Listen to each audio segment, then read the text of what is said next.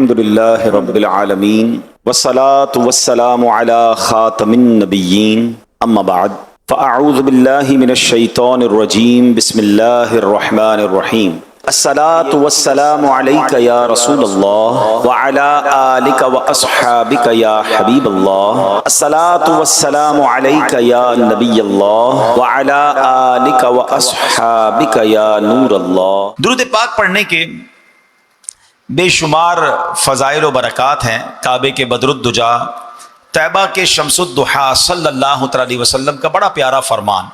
امیر اہل سنت کی ایک بڑی پیاری کتاب ہے اربعین اتار، 40 حدیثوں پر مشتمل بیوٹیفل بک، اور اس کی باقاعدہ اب قسطیں آ رہی ہیں۔ اس کی سیکنڈ جو والیوم ہے، قسط نمبر 2، صفحہ نمبر 30 ہے اور حدیث نمبر بھی 30 ہے۔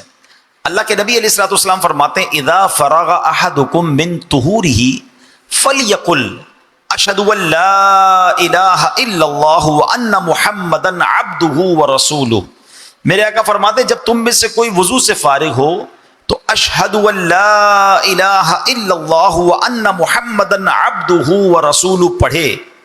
پھر کیا فرمایا؟ ثم لیصلی علی، پھر مجھ پر درود شریف پڑھے۔ فاذا قال ذلك فتحت له ابواب الرحمہ، اللہ کے نبی فرماتے ہیں اس کے لیے رحمت کے دروازے کھول دیے جائیں گے۔ اب وضو تو ہم کرتے ہی ہیں ماشاءاللہ، جب جب وضو کریں اب نیت کریں انشاءاللہ۔ ہم نے کرنا کیا ہے کہ کیا پڑھنا ہے، مل کر پڑھ لیتے ہیں۔ اشہد ان لا الہ الا اللہ وان محمدا عبدہ ورسولہ، اور اس کے بعد درود شریف پڑھنا ہے، تو انشاءاللہ رحمت کے دروازے کھول دیے جائیں گے۔ اور رحمت کے دروازے کھل گئے تو پھر رحمت برسنا شروع ہو جائے گی، مشکلیں آسان ہونا شروع ہو جائیں گی۔ درد و الم کے سر پہ ہوں بادل درود پڑھ، درد و الم کے سر پہ ہوں بادل درود پڑھ، مل جائے گا سکون دل بے کل درود پڑھ، برسے گی رحمت شہ ابرار بالیقین، مٹ جائے گا گناہوں کا کاجل درود پڑھ، ان کی ہی بارگاہ منور میں صبح و شام، ان کی ہی بارگاہ منور میں صبح و شام، کونین میں ہیں سب سے جو افضل درود پڑھ۔ صلو علی الحبیب صلی اللہ تعالی علی محمد صلی اللہ علیہ وسلم۔ میرے پیارے اسلامی بھائیوں، آج آپ کو ایک ایسا واقعہ سنانا ہے جو عجیب و غریب بھی ہے، رحمت بھرا بھی ہے اور دلچسپ بھی بڑا ہے، اور اس میں پیغام بھی بڑا کمال کا ہے۔ امام ابن ابی دنیا، یہ بہت مشہور عالم، محدث اور صوفی ہیں، 3 صدی ہجری کے بزرگ ہیں۔ اس کا مطلب یہ ہوا آج 15 اگر صدی ہے تو آلموسٹ 1200 سال پرانے بزرگ ہیں، 3 صدی کے بزرگ ہیں، اور امام بخاری رحمۃ اللہ تعالی علیہ کے شاگردوں میں سے ہیں۔ آپ نے ایک بڑی خوبصورت روایت ذکر کی، لکھتے ہیں کہ جب نبی پاک علیہ الصلوۃ والسلام معراج پر تشریف لے گئے، اس دوران میرے آقا صلی اللہ تعالی علیہ وآلہ وسلم نے ایک عجیب منظر دیکھا۔ منظر کیا تھا؟ فرمایا کہ میں نے عرش کے نور میں لپٹا ہوا ایک شخص دیکھا، عرش الہی کے نور میں لپٹا ہوا شخص دیکھا۔ میں نے پوچھا من ھذا ام ملکن؟ آقا فرماتے کون ہے یہ، کوئی فرشتہ ہے؟ کہا گیا نہیں۔ میں نے کہا انبی، کیا کوئی نبی ہے؟ عرض کیا گیا نہیں۔ میں نے پوچھا من ہوا، پھر یہ کون ہے؟ عرض کیا گیا جس کا خلاصہ یہ ہے، یہ وہ شخص ہے جس کی 3 صفات ہیں، 3 خصوصیتیں ہیں۔ نمبر 1، اس کی زبان ہمیشہ ذکر اللہ سے تر رہتی تھی۔ نمبر 2، اس کا دل مسجد میں ہی لگا رہتا تھا۔ اور نمبر 3، اس کی وجہ سے کبھی اس کے والدین کو برا بھلا نہیں کہا گیا۔ ہائے ہائے، اب ذرا غور کیجئے میرے پیارے اسلامی بھائیوں، یہ 3 اوصاف جس میں ہیں وہ کہاں ہے؟ عرش الہی کے نور سے لپٹا ہوا۔ یہ کتنا خوش نصیب ہوگا کہ معراج کی رات سرکار دو عالم علیہ الصلوۃ والسلام نے بھی اس شخص کو دیکھا۔ اللہ اکبر۔ نبی پاک نے ویسے بہت سارے مناظر دیکھے، ہے نبی پاک نے بہت سارے لوگوں کو دیکھا، کچھ کو زمین کی مختلف وادیوں میں عذاب میں مبتلا دیکھا، کچھ کو جہنم میں عذاب پاتے ہوئے دیکھا، کچھ کو جنتی نعمتوں سے لطف ہوتے ہوئے ملاحظہ فرمایا، مگر قربان جائیے یہ کیسا بلند رتبہ شخص ہے جس کی روح پاک کو آسمانوں سے اوپر، جنت سے اوپر عرش الہی کے نور میں لپٹا ہوا دیکھا ہے نا مرتبہ ہیں؟ اللہ کے نبی دیکھ رہے ہیں اور عرش الہی کے نور سے لپٹا ہوا دیکھ رہے ہیں۔ اب سنو، مرنے کے بعد روحیں کہاں رہتی ہیں؟ مختلف اسٹیجز ہیں، مختلف مقامات ہیں، بڑی دلچسپ معلومات ہیں۔ بہار شریعت یہ کتاب لکھی مفتی امجد علی اعظمی صاحب نے، اگر آپ نے نہیں پڑھی تو یہ کتاب ضرور پڑھیں، خاص طور پر اس کا جو پہلا چیپٹر ہے، پہلا حصہ ہے، بڑا امیزنگ ہے، جس میں ایمانیات کے بارے میں، قیامت کے بارے میں اور بہت اہم معلومات ہے۔ بہار شریعت میں ہے مرنے کے بعد مسلمان کی روح حسب مرتبہ مختلف مقاموں میں رہتی ہے۔ دنیا میں بھی ہوتا ہے نا، غریب آدمی کا علاقہ الگ ہوتا ہے، مڈل کلاس کا الگ ہوتا ہے، اپر لیول کا الگ ہوتا ہے، اور اپر لیول کا بہت اپر ہوتا ہے۔ روحوں کا کیا اسٹیج ہے؟ سنو، آدمی کا جیسا رتبہ ہوتا ہے اسی کے مطابق روح کی بلندی اور اس کو عروج ملتا ہے۔ بعض کی روحیں قبر میں ہی رہتی ہیں، بعض کی زمزم شریف کے کنویں میں رہتی ہیں، بعض کی زمین و آسمان کے درمیان رہتی ہیں، بعض کی پہلے، دوسرے، تیسرے، چوتھے یا پانچویں یا چھٹے یا ساتویں آسمان میں رہتی ہیں، اور بعض آسمانوں سے بھی بلند ہوتی ہیں، اور بعض کی روحیں عرش کے نیچے کندیلوں میں رہتی ہیں، اور بعض لوگوں کی روحیں اعلیٰ علیین میں رہتی ہیں۔ یعنی جیسا انسان کا مرتبہ ایسی اس کی روح کو مقام ملتا ہے۔ اور سب سے اونچے مرتبے والا کون، سب سے ٹاپ کیٹیگری والا کون ہے کہ اس کی روح عرش الہی کے نیچے رہتی ہے۔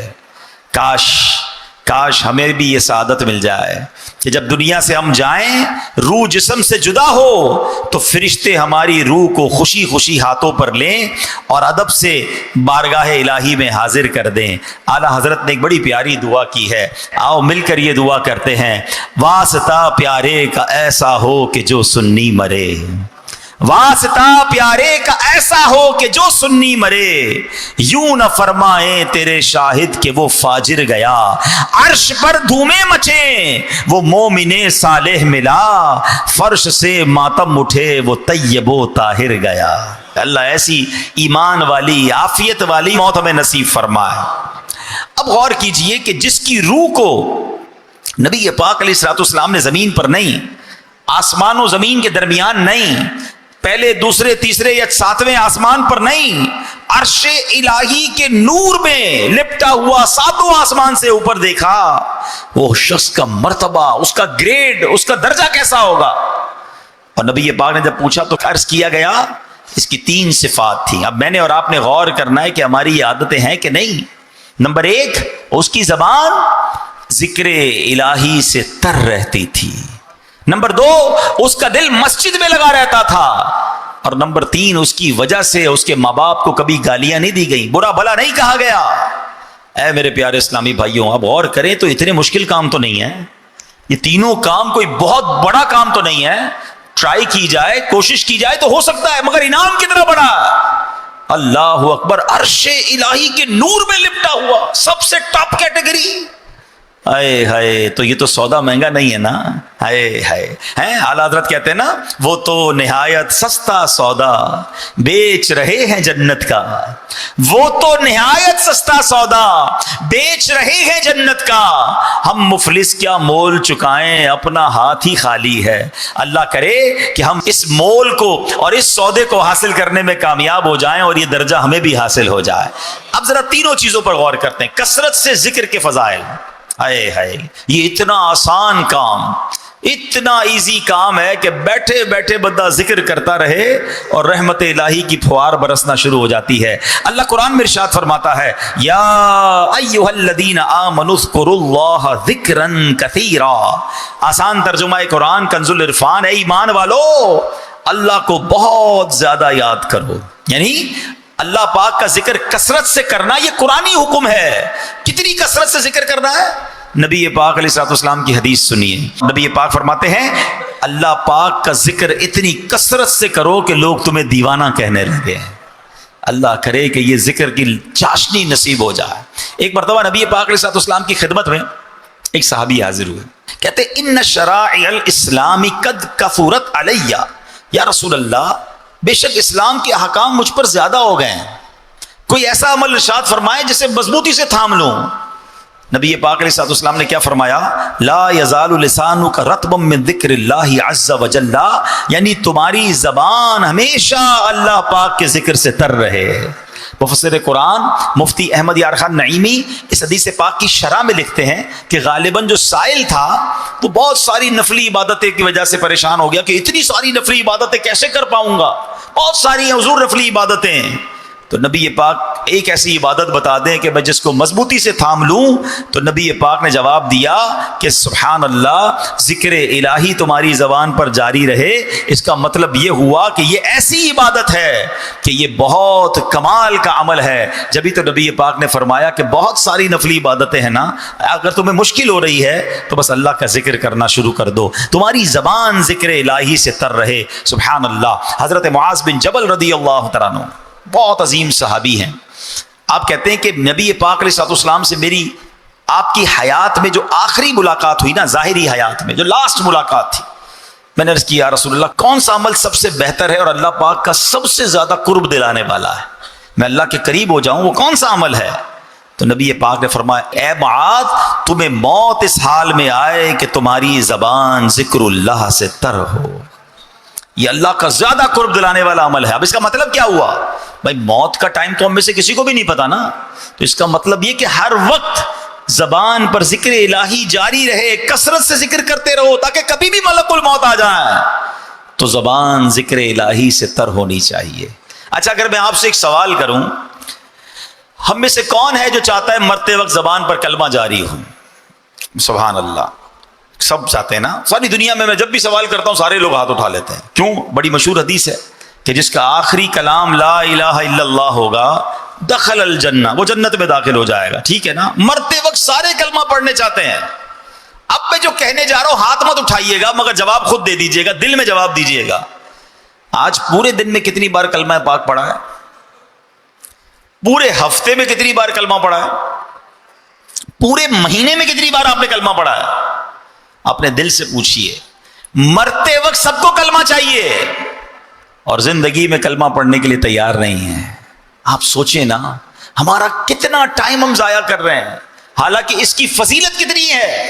ذرا مل کر کہیے سبحان اللہ, الحمدللہ, اللہ اکبر. 10 سیکنڈ نہیں لگے ہیں, ودن 10 سیکنڈز. نہ پسینہ بہا ہے آپ کا, نہ آپ کھڑے ہوئے ہیں, نہ آپ نے کوئی محنت کی ہے, ہم ادھر ہی بیٹھے ہیں. ارے اتنی دیر میں دنیا میں کیا کما سکتے ہو؟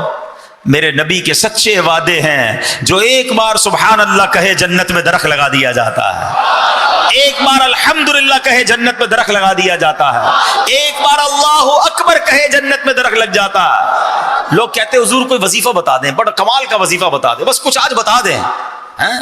میں کون ہوتا ہوں بتانے والا؟ آؤ نا نبی پاک کی حدیث سناتا ہوں, اور سنو اللہ کے حبیب کیا فرماتے ہیں. دا بیسٹ وظیفہ, سب سے افضل وظیفہ, آقا فرماتے افضل الذکر لا الہ الا اللہ. سب سے افضل ذکر کیا ہے؟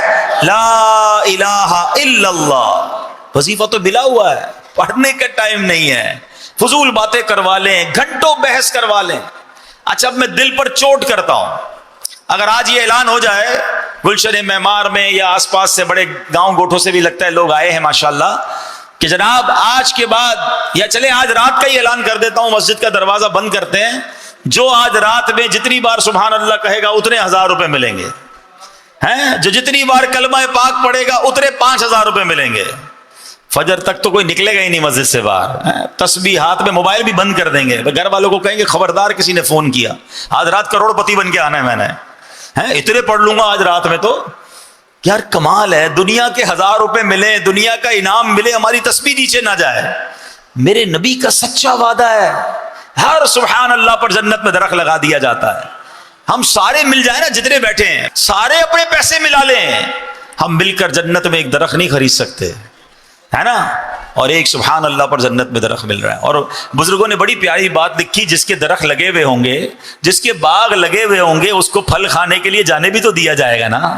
میری پراپرٹی جنت میں ہوگی تو انشاءاللہ مجھے داخلہ بھی مل جائے گا. تو ذکر الہی دوسرے لفظوں میں جنت میں جانے کا ٹکٹ ہے. تو نیت کریں انشاءاللہ کہ فضول باتوں سے بچ کر ذکر الہی کرتے رہیں گے. ہائے ہاں پیر مہر علی شاہ صاحب کی بات سنو, کتھے مہر علی کتھے تیری سنا. سنو مہر علی صاحب کیا کہتے ہیں, یہ بڑوں کی بڑی باتیں سنو. ہاں تاجدار گولڈا کہتے ہیں کہ جانور جو ہے نا شرعی احکام کا پابند نہیں ہے, اس کے باوجود حکم ہے کہ حلال جانور کے گلے پر چھری پھیرتے وقت اگر اللہ کا نام نہ لیا جائے تو وہ جانور حرام ہو جاتا ہے. فرماتے غور کرو, جو شریعت کا پابند نہیں ہے اس کا دم ذکر اللہ کے بغیر نکل جائے تو وہ حرام ہو جاتا ہے. ہماری تو ہر سانس شریعت کی پابند ہے. اگر یہ سانس ذکر اللہ کے بغیر چلی جائے تو یہ سانس کتنی بے فائدہ ہوگی. ہے نا گہری بات, دل پر چوٹ کرنے والی بات ہے کہ جانور شریعت کا پابند نہیں, لیکن اگر اس کا دم نکلتے وقت اس پر ذکر الہی نہ کیا جائے تو وہ حرام ہو جاتا ہے. حلال جانور حرام ہو جاتا ہے, نہیں کھا سکتے آپ اسے, استعمال نہیں کرتے. تو ہم تو شریعت کے پابند ہیں, ہماری کتنی سانسیں ذکر الہی کے بغیر ضائع ہوتی ہیں. پتہ ہے ہم روزانہ کتنی سانسیں لیتے ہیں؟ ایک کیلکولیشن کے مطابق اب 17,000 سے لے کر 30,000 مرتبہ سانس لیتے ہیں ایک دن میں. اب غور کریں, پہلے تو یہ سوچو یار یہ سانس کتنی بڑی نعمت ہے. کبھی سانس روکی ہے؟ کبھی طبیعت خراب ہو, جس کو دما کا مرض ہے نا, کبھی اس کو دیکھنا. آئے ہائے اللہ میرے تمام دما کے مریض اسلامی بھائیوں بہنوں کو شفا عطا فرما. سردیوں میں ان کو بڑی تکلیف ہوتی ہے, اور جس کی سانس اٹک جائے نا, کووڈ کے زمانے میں آپ نے دیکھا ہوگا, آکسیجن لگا رہے ہیں, سانس نہیں آ رہی ہے, دم گھٹ جائے, کبھی چوک لگ جاتا ہے. کبھی دیکھا ہوگا آپ نے کچھ کھاتے پیتے میں, کئی کھانے میں کوئی ایسی بے احتیاطی ہو جائے یا باتیں کرتے کرتے کھانا کھائیں تو کہتے ہیں نا سانس کی نالی میں لقمہ چلا گیا یا کوئی دانہ چلا گیا, جان نکل جاتی ہے تھوڑی دیر کے لیے.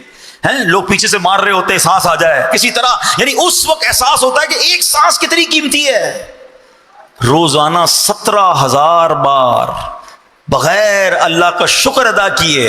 ہم کون شکر ادا کرتا ہے کہ 17,000 سانسیں اندر بھی گئیں. اور جو زیادہ سانس لیتے ہیں, جن کی جناب بھاگ دوڑ کی عادت ہے, کہتے ہیں کہ کیلکولیشن ہے کہ 17,000 سے لے کر 30,000 تک بیچ میں کوئی بھی کیلکولیشن بن سکتی ہے. کوئی 18,000 لیتا ہوگا, کوئی 20,000 سانسیں.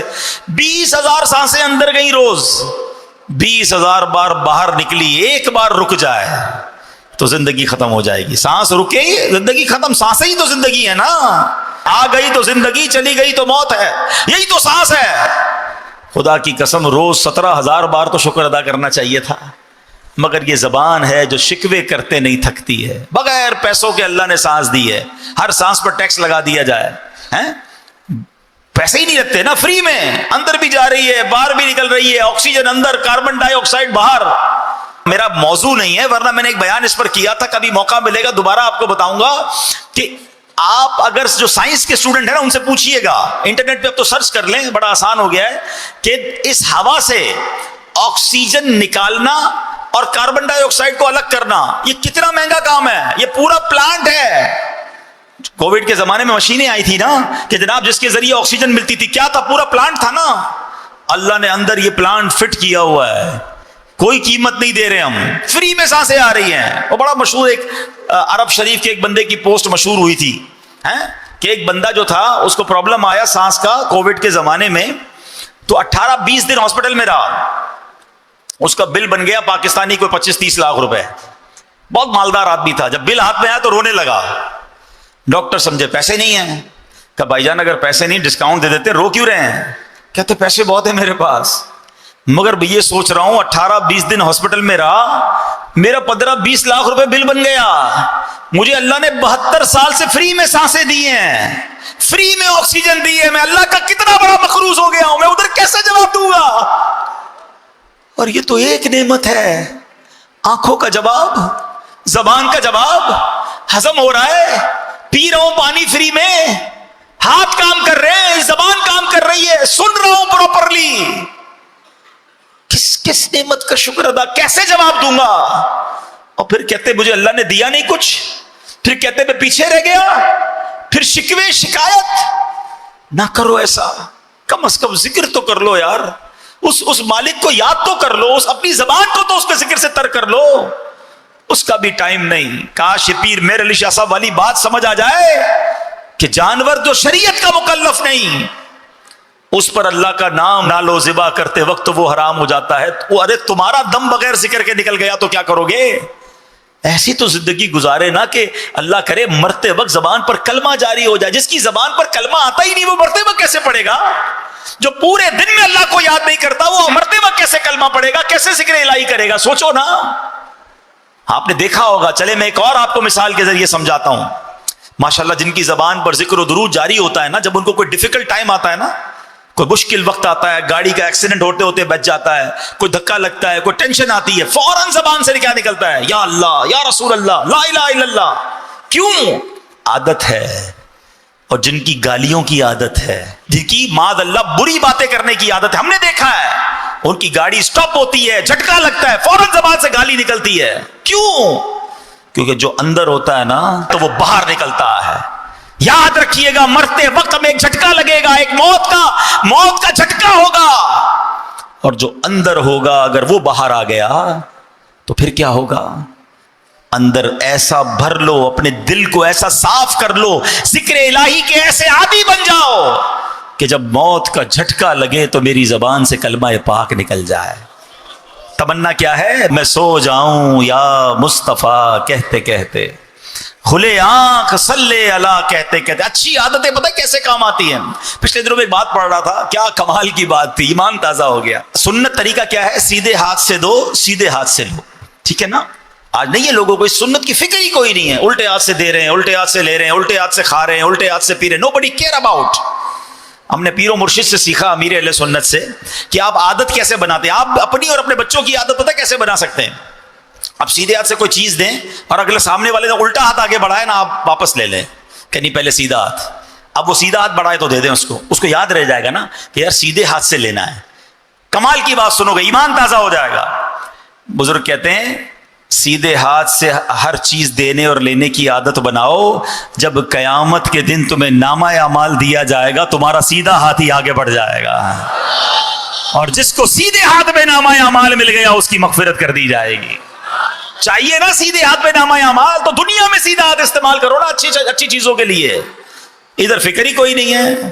ایک اور کمال کی بات، اٹھنے کی جو دعا ہے کیا ہے؟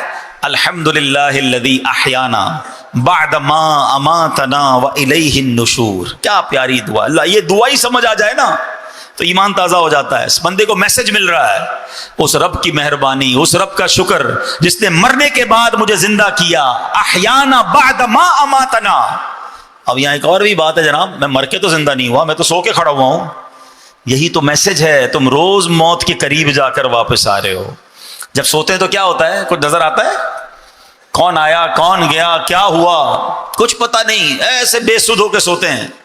یہی تو موت آئے گی تو بندہ سوچے سوتے وقت کہ ایک دن ایسا سوؤں گا کہ پھر اٹھوں گا نہیں۔ ہر روز صبح اٹھ کے اللہ کا شکر ادا کرے کہ اللہ ایک اور چانس دے دیا، ایک اور دن دے دیا، ایک اور دن دے دیا توبہ کے لیے۔ الحمدللہ الذی احیانا بعد ما اماتنا والیہ النشور۔ اس رب کی مہربانی، شکر تعریف اس رب کی جس نے مجھے مرنے کے بعد پھر زندہ کیا، والیہ النشور، اسی کی طرف لوٹ کر جانا ہے۔ علماء کہتے ہیں جو اس دعا کا عادی ہوگا نا، جب قیامت کے دن قبر میں اس کی آنکھ کھلے گی، وہ اٹھے گا، پھر اس کی زبان پر یہ دعا جاری ہو جائے گی۔ اور جو صبح قیامت یہ دعا پڑھتا ہوا اٹھے گا، بن گیا نا اس کا کام، اللہ کا نام لیتے ہوئے اٹھے گا نا۔ تو یہ ہے اچھی عادتوں کے فائدے، نہ ذکر کرتے ہیں، نہ کلمہ پڑھتے ہیں، نہ درود پڑھتے ہیں، بری باتیں، اور پھر کہتے ہیں مشکل دور نہیں ہو رہی، ٹینشن دور نہیں ہو رہی، مرتے وقت کیسے کلمہ نصیب ہوگا؟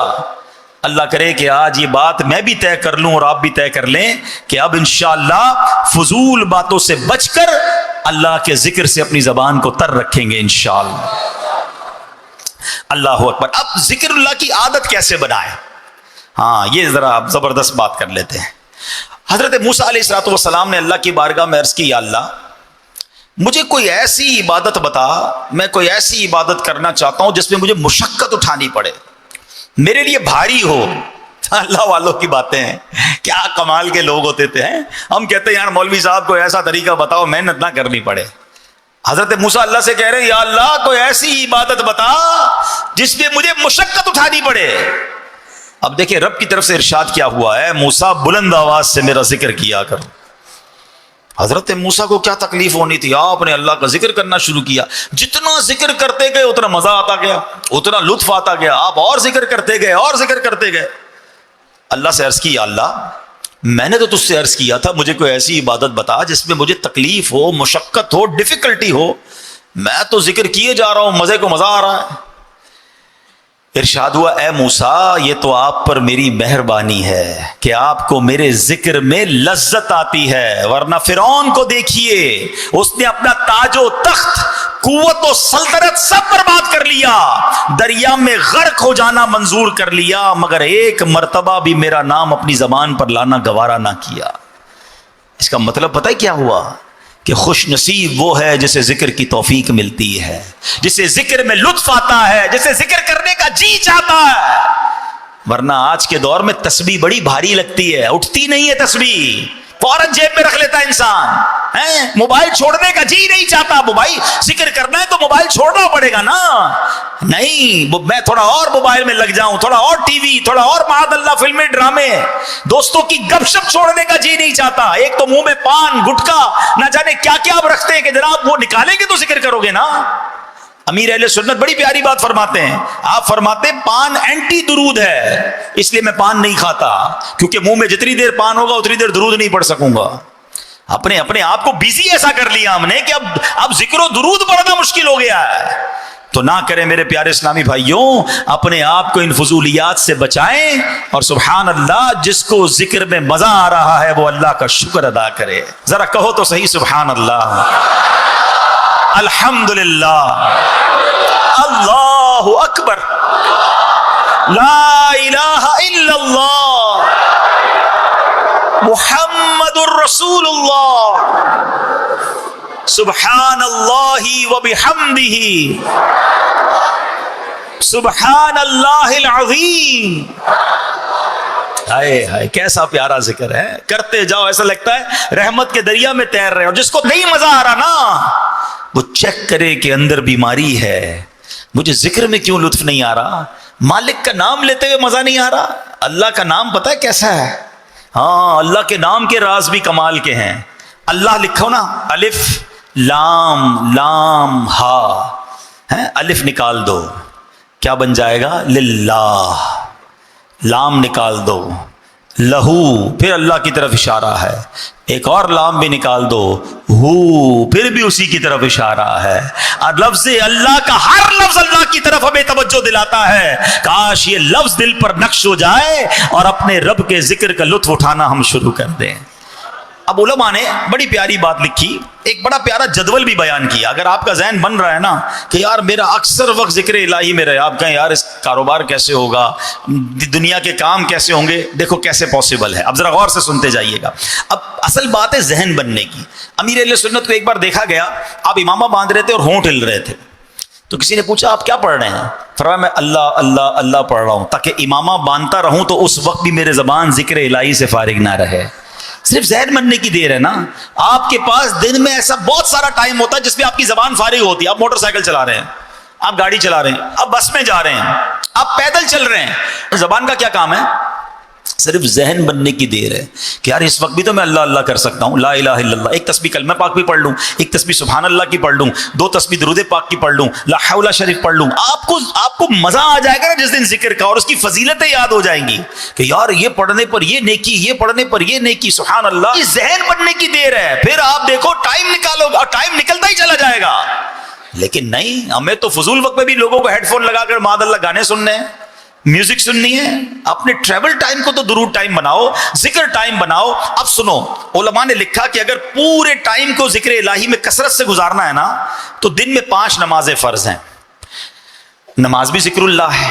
5 نمازیں اول آخر کوشش کریں کہ سنتوں اور نوافل کے ساتھ پڑھیں. اس میں انشاءاللہ 1.5-2 گھنٹے، ٹوٹل 2 گھنٹے انشاءاللہ آپ کے پورے دن میں ذکر الہی میں گزر جائیں گے. پھر 5 نمازوں میں 3 نمازیں وہ ہیں کہ جن میں وقفہ کافی زیادہ ہے. عشاء سے فجر اور فجر سے ظہر. تو کوشش کریں کہ عشاء سے فجر کے درمیان بھی بیچ میں ٹائم نکال کر تھوڑے سے نوافل پڑھ لیں. اللہ توفیق دے تو تہجد پڑھ لیں, اس میں کچھ سورہ ملک کی تلاوت کر لیں, کچھ صلاۃ التوبہ پڑھ لیں, تو رات میں مزید کچھ عبادت ہو گئی. اچھا, اب اس کے بعد فجر سے ظہر بہت بڑا ٹائم ہے, اللہ توفیق دے تو اشراق چاش کے نوافل پڑھ لیا کریں, تو انشاءاللہ یہ وقت بھی آپ کا ہو جائے گا. اب نمازوں کے بعد, ہر نماز کے بعد تسبیح فاطمہ پڑھیں, 33 بار سبحان اللہ, 33 بار الحمدللہ, 34 بار اللہ اکبر, ایک تسبیح کلمہ پاک کی پڑھ لیں, اللہ توفیق دے تو 100 بار درود پاک پڑھ لیں, تو یہ بھی آیت الکرسی پڑھ لیں. تو اب کیا ہوا, یہ ذکر و اذکار بھی آپ کی لائف میں روٹین میں شامل ہو جائیں گے. سبحان اللہ. تو اس سے کیا ہوگا کہ آپ کے دن کا جو اکثر وقت ہے وہ ذکر الہی میں گزر رہا ہے, یا اللہ کی یاد میں گزر رہا ہے. خاص طور پہ جو فجر اور عصر کا وقت ہے نا, یہ بڑا خاص وقت ہے. اللہ قرآن میں فرماتا ہے وَسَبِّحْ بِحَمْدِ رَبِّكَ قَبْلَ طُلُوعِ الشَّمْسِ وَقَبْلَ غُرُوبِهَا, اور سورج کے طلوع ہونے سے پہلے اور غروب ہونے سے پہلے اپنے رب کی حمد کے ساتھ اس کی پاکی بیان کرتے رہو. تو اب سبحان اللہ, ہمیں کرنا کیا چاہیے کہ ان دو وقتوں میں خصوصیت کے ساتھ ذکر و اذکار مقرر کر لیے جائیں, فجر کے بعد اور عصر کے بعد. تلاوت قرآن کی کچھ عادت کر لیں. امیر اہل سنت نے شجرہ شریف کے اوراد دیے ہیں عصر کے بعد پڑھنے کے, فجر کے بعد پڑھنے کے, وہ پڑھ لیں. اللہ بہت توفیق دے تو مغرب کے بعد اوابین پڑھ لیں. تو انشاءاللہ عز و جل اب جب آپ کیلکولیٹ کریں گے تو انشاءاللہ ہر تھوڑی دیر بعد آپ کو کوئی نہ کوئی عبادت, کوئی نہ کوئی ذکر, کوئی نہ کوئی اللہ کی یاد آپ کے روٹین میں شامل ہو جائے گی. اللہ اکبر. اب کبھی بھی موت آ جائے, اب کسی وقت بھی ملک الموت آئیں گے, یا تو آپ نماز پڑھ کے آ رہے ہوں گے, یا نماز پڑھنے جا رہے ہوں گے, یا تلاوت کر رہے ہوں گے, یا ذکر کر رہے ہوں گے, یا درود پڑھ رہے ہوں گے, یا اگلی نماز کا انتظار کر رہے ہوں گے. انشاءاللہ اللہ نے چاہا تو نبی پاک نے فرمایا نا حضرت معاذ بن جبل سے, اے معاذ, اللہ کا قرب حاصل کرنے کا طریقہ, حدیث کا مضمون کیا ہے کہ جس وقت تمہارا آخری وقت آئے تمہاری زبان ذکر الہی سے تر ہو جائے. اللہ ایسی زندگی مجھے بھی عطا فرما دے اور آپ کو بھی نصیب فرمائے. اچھا, میں اس میں ایک مزے کی بات کہہ دیتا ہوں, یہ میں آپ کو بڑی تجربے کی بات بتا رہا ہوں. آپ ابھی شروع کریں گے نا, جس کی عادت نہیں ہے, جس کی عادت ہے وہ میری بات سمجھ آ جائے گا اس کو. جس کی عادت نہیں ہے اس کو شروع میں مشکل ہوگی, اس کو مزہ نہیں آئے گا, اس کو لگے گا یار بوریت ہو رہی ہے. دیکھیں اس کو اس طرح سمجھیے, جب آپ کو بخار ہوتا ہے, کئیوں کو بخار ہوتا رہتا ہے, طبیعت خراب ہو جائے, کھانا اچھا لگتا ہے, بتاؤ نا. آپ کے گھر والے آپ کی فیوریٹ ڈش بنا دیں, آپ کو بریانی پسند ہے وہ بریانی بنا دیں, آپ کو جو میٹھا گاجر کا حلوہ پسند ہے وہ بنا دیں. منہ میں پانی نہیں آ رہا ہو, ٹھیک ہے نا, سمجھانے کے لیے بتا رہا ہوں. تو پھر کیا ہوگا, اس دن بخار ہو, منہ کڑوا ہو, اپنا پسند کا حلوہ بھی اچھا نہیں لگتا, اپنی پسند کی بریانی بھی اچھی نہیں لگتی, بلکہ گھر والے بھی اچھے نہیں لگتے. ایسا ہی ہے. مگر کیا گھر والوں کو چھوڑ کے بھاگ جاتے ہو, بچوں کو گھر سے باہر نکال دیتے ہو, یا کھانا چھوڑ دیتے؟ نہیں, بندہ کہتا ہے منہ کڑوا بے شک ہے, کھاتے رہو, دوائی بھی لیتے رہو. تھوڑے دنوں بعد جب طبیعت ٹھیک ہو جائے گی تو بریانی بھی اچھی لگے گی, گاجر کا حلوہ بھی اچھا لگے گا, بچے بھی اچھے لگیں گے. ہمیں پتا ہوتا ہے بیماری ہے, جیسے ہی بیماری دور ہوگی یہ سب چیزوں کا ٹیسٹ آنا شروع ہو جائے گا. ایسا ہی ہے. جس کو تلاوت کا ٹیسٹ نہیں آ رہا, جس کو ذکر کا لطف نہیں آ رہا, جس کو درود میں چاشنی نہیں مل رہی, جس کو نعت سن کر آنکھوں میں آنسو نہیں آ رہے, خدا کے واسطے چھوڑ کر مت چلے جانا. پڑھتے رہنا, ذکر کرتے رہنا. تھوڑے دنوں بعد آپ محسوس کریں گے بیماری دور ہو رہی ہے, لذت آنا شروع ہو گئی ہے, لطف آنا شروع ہو گیا ہے, آنسو نکلنا شروع ہو گئے ہیں, چاشنی ملنا شروع ہو گئی ہے. خدا کی قسم, جن کو ذکر الہی کا لطف آ جائے نا, جن کو درود پڑھنے کی چاشنی مل جائے, جن کو تلاوت کا شوق مل جائے, جن کو دعا کی لذت مل جائے, پھر ان کا دل بھرتا نہیں اللہ کی عبادت سے. تو آج یہ نیت کرنا ہے کہ ابھی شروع میں لطف آئے نہ آئے, ہمیں اس کی لذت ملے نہ ملے, انشاءاللہ آج سے ہم کثرت سے ذکر الہی کرنا شروع کر دیں گے انشاءاللہ. ہمارے نیک اعمال میں بہت سارے وظائف امیر اہل سنت نے عطا فرمائے, انشاءاللہ اس کو بھی کریں گے. دیکھیں ماشاءاللہ خصوصی اسلامی بھائی بھی نیت کر رہے ہیں نا انشاءاللہ. یہ ہے آپ کی میری دعوت اسلامی, جن کو ماشاءاللہ نہ بولنا آتا ہے نہ سننا آتا ہے. یہ ہمارا پورا بیان ان کو اشاروں کے ذریعے سمجھا رہے ہیں, اور ماشاءاللہ ہمارے وہ بھائی بھی نیت کر رہے ہیں کہ اب وہ اشاروں سے اللہ کا ذکر کریں گے. یار ان کو دیکھ کر کتنا شکر ادا کرنے کا جی چاہتا ہے. یہ اللہ کا ذکر بھی اشارے سے کریں گے, زبان سے نہیں کر سکتے. مجھے زبان دی ہے پھر بھی میں اللہ کا ذکر نہ کروں, یار خدا کی قسم شرم آنی چاہیے. جس اللہ نے زبان دی ہے ذکر کے لیے, وہ زبان ذکر کیوں نہیں کرتی؟ یہ بے حیائی کی باتوں کے لیے تو زبان نہیں دی, بری باتیں سننے کے لیے تو کان نہیں دیے, یہ آنکھیں حرام دیکھنے کے لیے تو اللہ نے نہیں دی. وہ پنجابی شاعر کہتے ہیں نا دل یاد لئی بنایا ہے، تعریف لئی زبان، دل یاد لئی بنایا ہے، تعریف لئی زبان، اکھیاں بنائیاں سونے دے دیدار واسطے، اکھیاں بنائیاں۔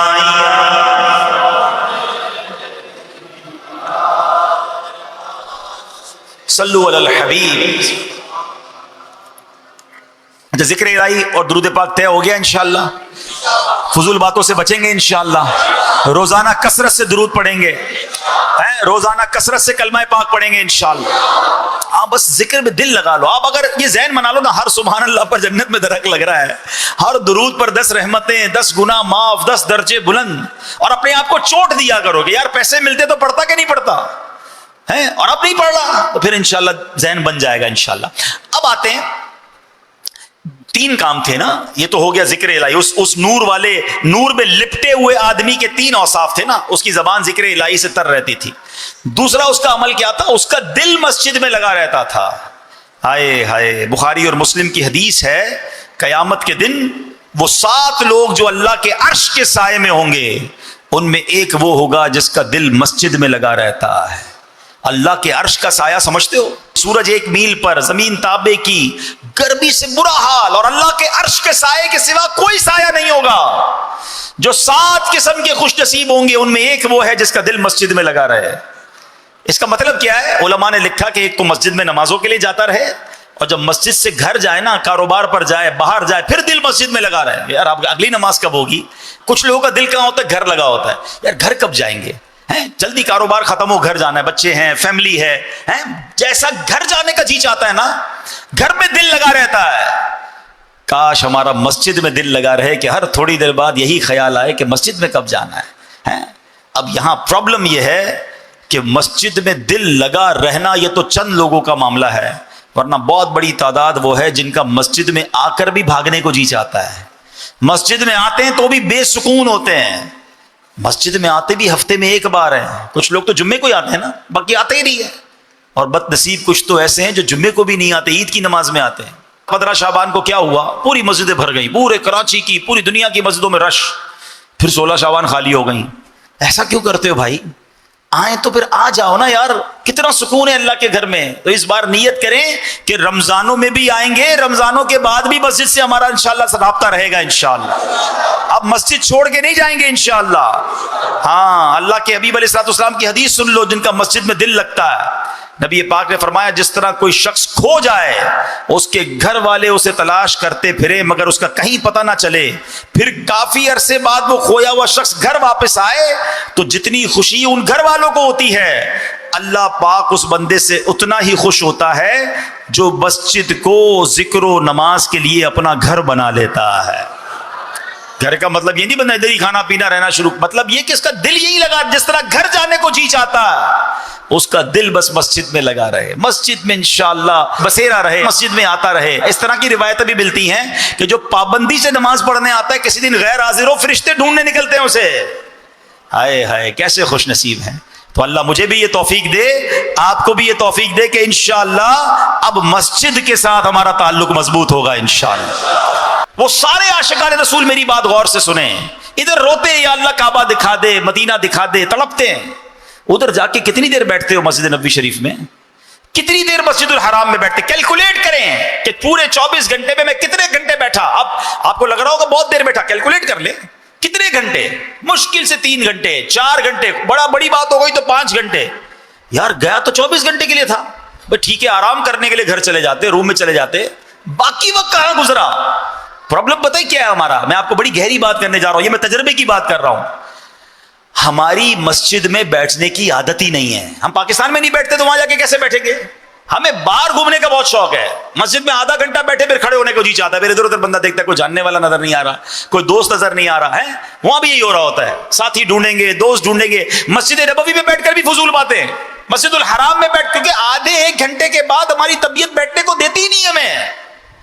اللہ کرے کہ مسجد والے بن جائیں، مسجد میں سکون مل جائے، بیٹھے تو کھڑے ہونے کو جی نہ چاہے، اور یہ نصیب والوں کو ملتا ہے، شروع میں نہیں ملے گا۔ جو اس بار مکے مدینے جا رہے ہیں میری بات نوٹ کر کے جانا، اگر آپ مسجد الحرام میں بیٹھے ہیں، مسجد نبوی میں بیٹھے اور اٹھنے کو جی چاہے نا، پھر بٹھاؤ اپنے آپ کو، واش روم جانا ہے وضو کر کے پھر بٹھاؤ اپنے آپ کو، نیند آ رہی ہے پھر بٹھاؤ اپنے آپ کو، تھوڑے دن لگیں گے، میں نے کہا نا ابھی دل میں وہ رمق نہیں آئی ہے، ابھی وہ چیز اندر موجود ہے، جس دن یہ نکل گیا نا پھر دیکھو تو آپ کو مسجد نبوی کے بغیر چین ہی کہیں نہیں آئے گا، پڑے ہی رہنے سے کام ہوگا۔ ارے ان کے در کے سوا اور کیا ہے، ادھر پڑے رہو انشاءاللہ۔ وہ کہتے نا فقیر بیٹھا ہی رہے، دروازے سے اٹھے ہی نہ تو مالک کہتا یہ تو جا ہی نہیں رہا، اس کی جھولی بھر دو۔ ارے سرکار کے در کے سوا جانا کدھر ہے؟ اگر چلے گئے ہو مسجد نبوی میں، اب نہ بازار میں جانا ہے، اب نہ شاپنگ کرنی ہے، اب نہ دوستوں سے ملنا ہے، ارے یہ سارے کام پوری دنیا میں ہو سکتے ہیں، مگر خدا کی قسم گنبد خضرا کہیں اور نہیں ہے،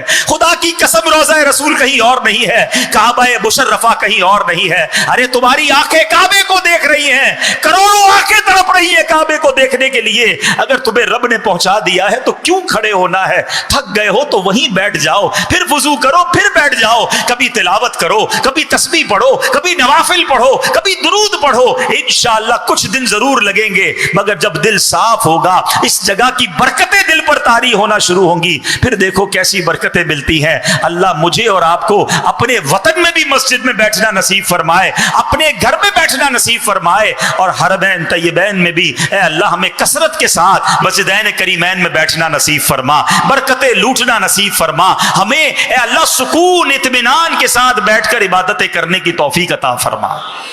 اب ایک اور بات، مسجد کی بات چلی ہے کیونکہ رمضان میں ماشاءاللہ بہت مسجدوں میں آنا جانا ہوتا ہے۔ دیکھو مسجد اللہ کا گھر ہے، بے ادبی مت کرنا۔ ہاں ایک بڑا مسئلہ ہے، لوگ مسجد میں آتے ہیں اور اس کو بڑا آرڈنری لیتے ہیں، یہ اللہ کا گھر ہے یار، یہاں آپ تیار ہو کے نہیں آتے؟ کیا شادیوں میں ایسے جاتے ہو؟ کیا بڑے آدمی کے گھر پہ ایسے ہی منہ اٹھا کے چلے جاتے ہیں؟ کپڑے بھی دیکھتے ہیں، بال بھی دیکھتے ہیں، خوشبو بھی لگاتے ہیں، اور مسجد میں پسینے والے کپڑے لے کر، مکینک آ رہا ہے تو اس کے کپڑوں سے بو آ رہی ہے، وہی گریس والے کپڑے پہن کے آ گیا، کھیلتے کھیلتے بچے آ رہے ہیں، نوجوان آ رہے ہیں، گراؤنڈ سے کھیلتے ہوئے آ گئے سیدھے مسجد میں نماز پڑھنے، یار آپ کے کپڑوں سے اسمیل آ رہی ہے، کیا انہی کپڑوں میں جاؤ گے کسی اور کے گھر پہ؟ گریبان کھلے ہوئے ہیں، عجیب عجیب اب تو کپڑے پہن کے لوگ آ رہے ہیں، میں بتا نہیں پا رہا، شارٹس پہن کے آ جاتے ہیں مسجد میں۔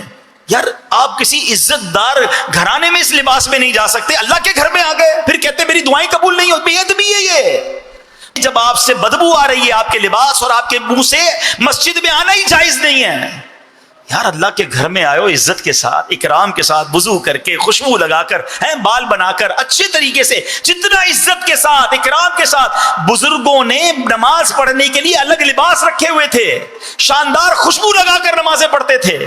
ہمیں خوشبو رکھی ہوئی ہے دعوت میں جانے کے لیے، فلاں دوست سے ملنے کے لیے، مسجد کے لیے نہیں، جیب میں اتر رکھے کہ نماز سے پہلے لگاؤں، نماز کی تعظیم، مسجد کی تعظیم کی نیت سے۔